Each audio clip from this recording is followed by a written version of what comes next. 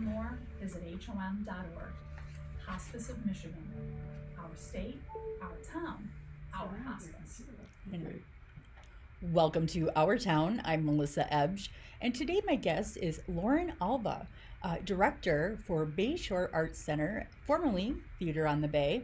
And today we are going to discuss all things Bayshore Arts Center. So how exciting is this? And Lauren, are you ready to get started? I am. Good morning. Thank you for having me. Absolutely. So let's start with the big picture. What can audiences look forward to this season at Bayshore Arts Center? Yeah, so we're here this morning to really talk about the 2025-2026 season announcement that we just released last week. The season runs from August 31st through September 1st. Okay. So you're going to see, or the other way around, September 1st through August 31st, sorry. And you're going to see a lot of the classic children's theater on the Bay productions, 2 West Shore chorale concerts, which will still remain free to the community. We are bringing in the Green Bay Jazz Orchestra so January 2026 when they're here. And Let Me Be Frank Productions is coming back as well in the January, February area to do another production with us here. That one was so much fun last year. So really encouraging people to get their tickets early for that. Well, one. and he's so fun. They're a great. Time. Yes, they're a fun. hoot. The energy is so high. It's hilarious. It is. The first time I met him, oh my gosh, I went down to Green Bay and went to their studio and stuff, and hilarious, just down to earth, but hilarious. And he was going to come up here and do a show, all of them. And I said, well, how much do you want? Well, just pay us some pizza and beer. Could not be easier than that. And that's what I did. And they took it. That's fun. We got a lot of really positive community feedback from their show with us last year. So we're really happy that they signed on for another one with this That's season. Wonderful. And then the new thing that we're adding to this season is the community concert series. It's a series of 6 concerts throughout the season that'll all be free at our venue. The artists are all regional, so they're not from. I think the only one from our area is the Safe Sax duo. But we'll do a lot of those inside as we get to warmer weather next year. We're hoping to bring those concerts outside on the patio. Oh, nice. We have a beautiful location on the campus at the center, so really trying to get people to get the ability to enjoy that. So that's really the season in a nutshell. Theater productions, bringing in some outside groups and concert series. Yeah, you guys are going to be just super busy. Like so. all year round, and that's awesome. Yeah, totally awesome. So now, how did you go about selecting the shows for this year? Was there a theme or story you wanted to tell across that? Yeah, so it's actually it's a process that takes months. It's a months in the making. We spend a lot of time working really collaboratively. I work closely with our artistic director Brittany Welch-Pills and the folks that produce all the titles, our lighting designer Chris Weber, our set designers, our scenic builders, the people who run sound, like the people who are really hands-on. We work months. We start with so many titles that imagine what everybody wishes we could do, right? And we just narrow it down from there. We really consider what's relevant, what we feel is interesting for children's theater, what feels interesting to the kids, for Theater on the Bay, what feels interesting to our adult actors, and to audiences and to the community. So it's a very long process. I can imagine. And it is really rewarding to see it all come together in the end. It is like a total puzzle trying to put it on the calendar. Oh my gosh. But we really just consider capacity in terms of the people that work with us on producing, right, and also the capacity of the local talent and what we think we can pull off. Right. Oh my gosh, it's gonna be an exciting year. Yeah, I hope so. There's a lot of change for us in terms of people moving out of town, people staying around, and we experienced the loss of John Thornberry this past year. I know. Who we're still remembering. So yeah, a lot of change, but there's a lot of opportunity there too. So absolutely, I'm very proud of what we've put together for the community, and I think it's going to be really great. I think so too. I think they'll like it. So speaking of the season, are you introducing any new or original productions this time around? We are very excited to share that we are producing the full stage version of Armistice, a play that was written by Tony LaMalfa and John Horseberry. So last season we did produce a staged reading of the script, and that was very successful. So this will be full stage productions, like camera action, costumes, the whole thing. And Tony is working tirelessly on promoting that. We do have auditions coming up in August if you're interested. And it'll be a really great way to remember John Thornberry. And the show is, if you're not familiar with it, it is about the area during World War II. So it's based on real events that happened in the Menominee and Marinette area. And very interesting. So of course there's going to be a little bit of comedic relief now and then, right? But it is it's based on true events that we are happen in the area that we're looking at now. So it'll be very interesting. Definitely, I like those types of it's not fiction, but it's historical fiction or whatever. Yeah, it's great. So, is there one show on the lineup that you're especially excited to bring to the stage? This is the hardest question that you could have asked me, because I do feel like, because we put so much time into building the season, there is something about every single thing on the calendar that excites me. For children's theater, I think Junie B. Jones, the musical Junior, I mean, that is going to be so fun. Like, so fun for kids who are young now in the cast, but also for parents who grew up reading the books. And so that excites me about that show. The Neverland Project for Children's Theater is going to be magical. You got that right. So we are going to expect to see some very technical aspects in that show, which is exciting. I'm excited about Frank coming back. I'm really excited to have the Green Bay Jazz Orchestra. There's really something about everything. For the Theater on the Bay productions, I'm excited to do Noises Off. Super set heavy show, but it's going to be hilarious. Cool. Everything really has its own challenge, and there's something exciting about that and everything. So I can't pick one. It's like picking your favorite child, that's a tough one, But what about casting? How do you balance local talent with outside performers or professionals? So really, I mean, I would say 90 to 95% of our casting crew is all local talent. It never ceases to impress me, because these folks all have full-time jobs, or both families and full-time jobs. They're in school and they choose to do this on top of all of that. It's really impressive, and there's a lot of talent in this community. We are starting to see people coming from the Fox Valley area, Green Bay, Appleton, to be either in the show or work on the show. So that's really encouraging. We have a couple folks in the Something Rotten production, which is going on this weekend, who are from the Fox Valley area, and they choose to drive here for it because they love the environment, the atmosphere, and they just love the community, the vibe that's going on. Well, tell them to move here. Right. So it's encouraging that we're starting to see that reach. But I will always be impressed with the local folks that we have working on shows. Definitely. And a lot of them are volunteers, so it's really, really impressive. So have you made any changes this season in how the shows are staged, presented, or experienced by the audience? So most of our shows will be staged on the main stage, the Herbert Williams stage. We are going to be working with Coastal Players again this season in March of 2026. They're going to be staging a much smaller production in our dance studio. So it's a dance studio / performance hall. We use it a lot for rehearsal space and smaller events, but they're going to be activating that space for a very intimate general admission production in March.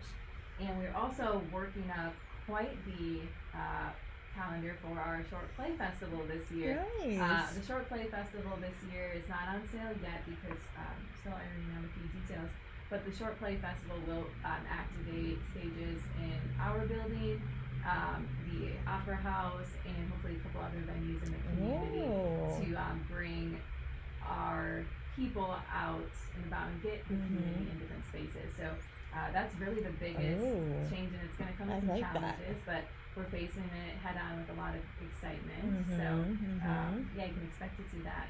Oh, I can think of a few places for you. We'll have to talk. Yeah, we'll definitely talk about that. But let's take a quick little break. And when we come back, we're going to talk more about the strong presence of the theater. So hang tight. Hey, Wisconsin, are you feeling summer? Then it's time to feel cheesy with the Damn thing. Feel grand with Looks like so fast. It does go fast. That was 15 minutes. I know. Feel amped with live music at the Bank Almost 15 minutes, yeah. Main stage. And if you're feeling gutsy, Spin City is calling. So you think about we got 1, 2, 3, 4. Yeah, we're halfway there. We're halfway there. August 10th, only at Wisconsin State Fair. Presented by U.S. Cellular. When you're hiring, have you ever felt like you're missing out on meeting truly great candidates for your roles?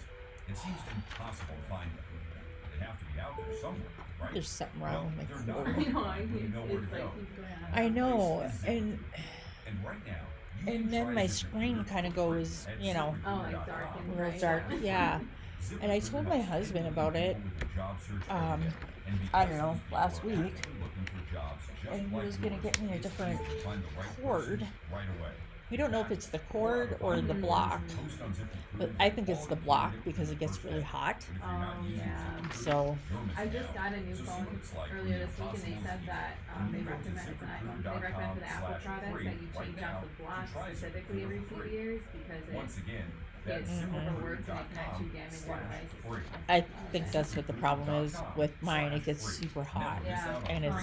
and then it'll do that Here's noise your thing. forecast. Yes. Chance for storms and fog early today, otherwise cloudy. Highs around 81. West winds Okie dokie. 15 miles per hour.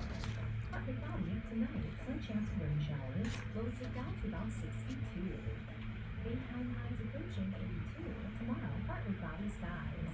I'm meteorologist Jennifer H. and that's your forecast on Classic Hits 103.7. Right now, 70.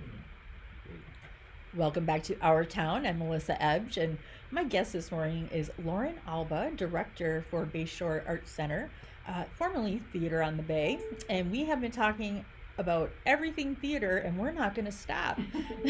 So, Lauren, your theaters always had a strong community presence. What kind of outreach or educational programs are happening this year? Yeah, so our education offerings or programs really center around our children's theater program with our children's theater production. So we do 2 every season. That will be Junie B. Jones in this fall, and then the Neverland Project in the spring. For both of those shows, we offer something called the K-12 Preview Performance Days, where before the show opens to the public, so it's typically a Wednesday, Thursday, Friday afternoon situation, we offer discounted tickets to the local K-12 schools to bring their students as a field trip opportunity to the theater to see the show at a discounted rate before they open to the public. So it's a really great opportunity for everybody involved. It gives the cast a chance to perform with a audience that they're not super nervous about yet.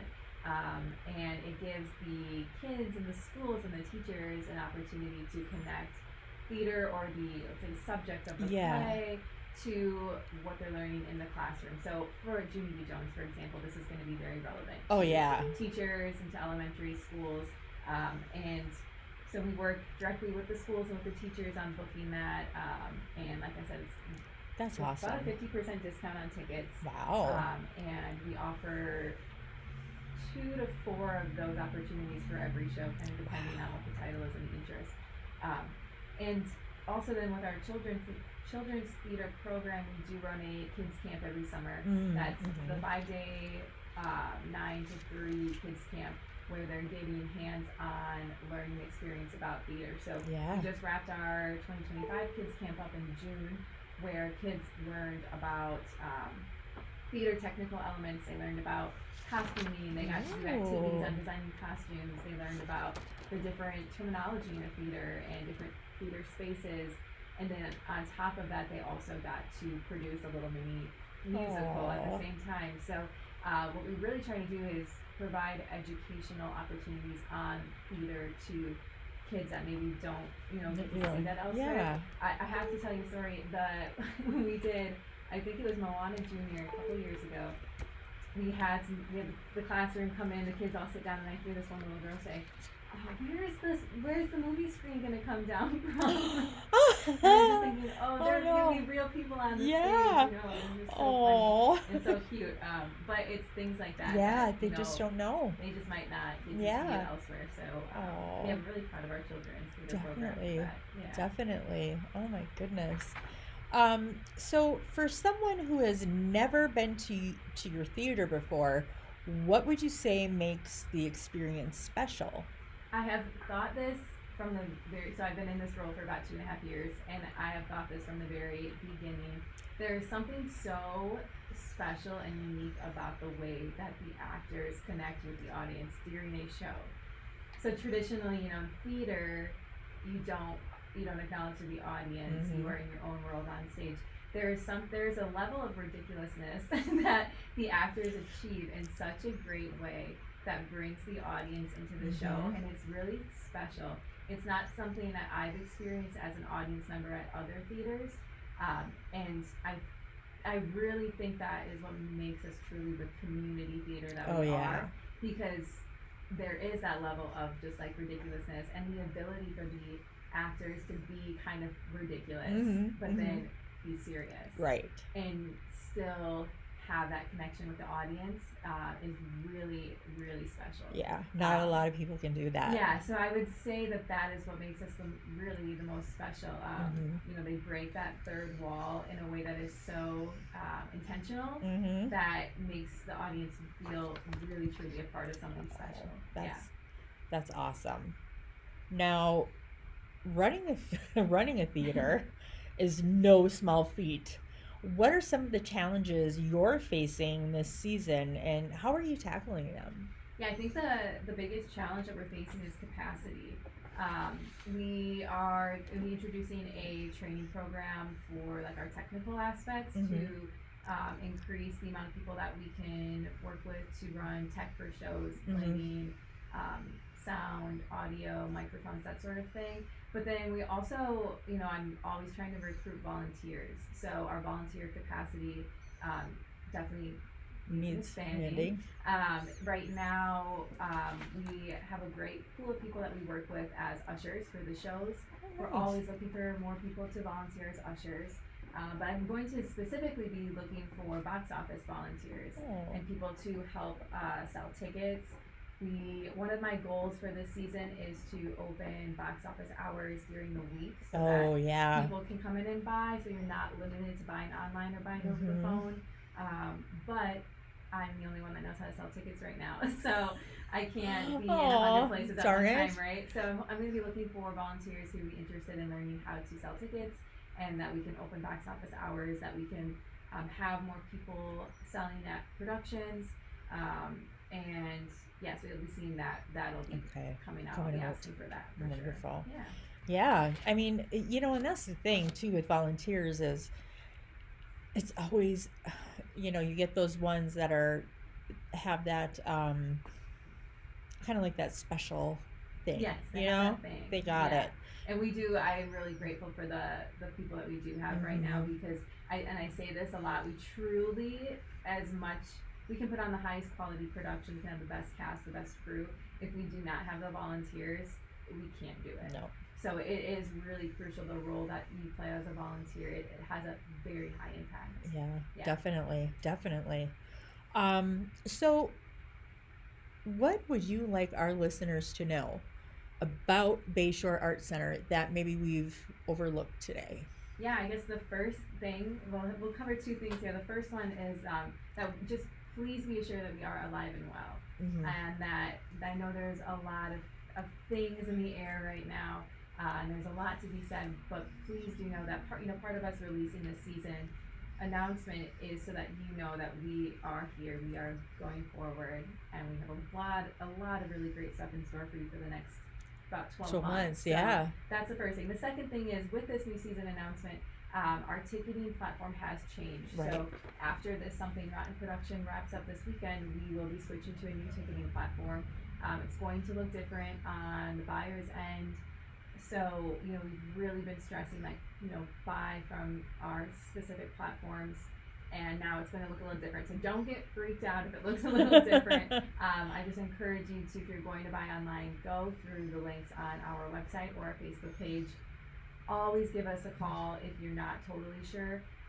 Ticket prices for anything should never be over $50. Okay. So if you're buying a ticket that's over $50, that's a red flag. Mm-hmm. Most of our theater productions are going to be under 20-25, but some of our special events are closer to 50. Yeah. So keep those things in mind as you're buying. It never hurts to give us a call, but those trusted links are going to be through our website and our Facebook page. And part of the new ticketing system is a season ticket bundle option. So you can go online and buy up to 8 shows, I want to say, for a 15% savings. You can pick your seats ahead of time. So with that new option as well, don't hesitate to call if you have any questions. Yeah, because you don't want to end up getting in a pickle somewhere. Right, which some people have. So yes, we I would have like to heard. avoid that for, yeah. for people as much as possible. Mm-hmm. Yeah, if you're not sure, just call. Yeah. And finally, for folks listening who want to support the theater, whether that's volunteering, auditioning, or just showing up, how can they get involved? Yeah, well, I think you kind of listed the main things right there. You can get involved by contacting really me directly or any of the people that you maybe recognize from being involved. Mm-hmm. We are, like I mentioned, they're always looking for volunteers, and you'll see those opportunities become more visible very soon. And buying tickets, of course, please come to our productions. We also really recommend tickets as a gift. Like if your birthday's coming up, you can buy somebody some tickets as Definitely. a gift. And then I'd also say, you know, if you're a business or even an individual, if you're looking for to sponsor an event, we're always looking for sponsors for events or productions. And then, you know, if you really just prefer to kind of sit back, share our stuff on Facebook, share our events with people that you think might be interested, and give us a like. That kind of stuff really does help. Oh, it does. Yeah. It helps the algorithm. It does help the algorithm. It does. So like and share and do all that good stuff, because it only boosts you. Yeah, no, we're very grateful for all, and we really do have a lot of support. We're grateful for that. Yeah. But, if you are interested in getting involved, just reach out, because there is a place for everybody, whether it's on stage, backstage, in the audience, or it's just yeah, anything. You've got a lot. Yeah. So, well, we covered a lot of ground here today. I'm so grateful that you had me here today. Yes, I was excited, even though I thought it was Wednesday. I did. But anyways, for the listeners, today my guest is Lauren Alba, and she's the director for Bayshore Arts Center, formerly Theater on the Bay. And we have discussed everything there is to know about Bayshore Arts. And I want to thank you, Lauren, for joining me today and sharing all of that great information. It has been a pleasure. And everyone listening, have a wonderful day. If you have unfiled taxes.